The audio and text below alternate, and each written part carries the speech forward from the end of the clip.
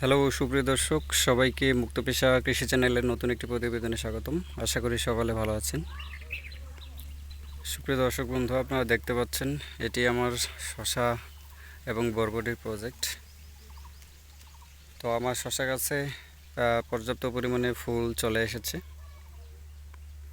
আসলে এই জমিটাতে আমরা দ্বিতীয়বার শশা চাষ করতেছি। এর আগে আমরা এই জমিতে শীতকালীন শশা চাষ করেছিলাম। সেখানে অবশ্য আমরা তেমন একটা লাভ করতে পারিনি। এর পরবর্তীতে আমরা সিদ্ধান্ত নেই যে এই জমিতে আবার আমরা শশা করব।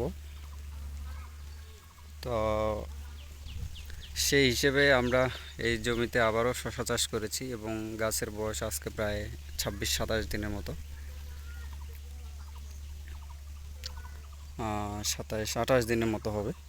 তো আমাদের গাছে এখন পর্যাপ্ত পরিমাণে ফুল চলে এসেছে এবং কিছু কিছু জালি সেট হচ্ছে।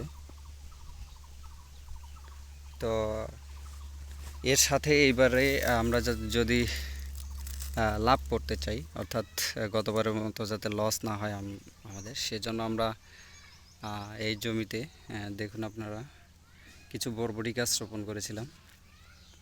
সব গাছ হয়তো এরকম ভালো হয়নি, আপনারা দেখতে পাচ্ছেন এই গাছটি অনেক হেলদি হয়েছে, খুব সুন্দর।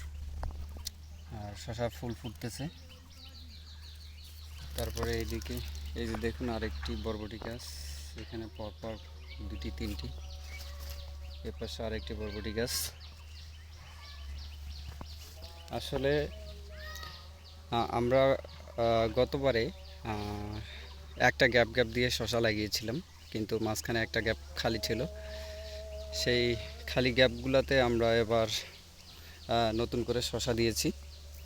আর যে জায়গাগুলোতে আগে শশা করা হয়নি, যে ছিদ্রগুলিতে মালচিংয়ে, সেগুলিতে আমরা শশা লাগিয়েছি।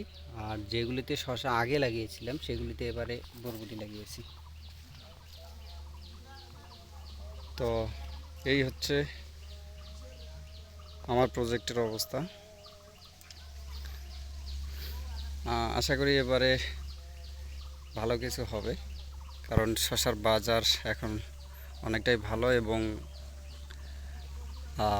বাজারে তেমন একটা শশা নাই এই সময়টাতে।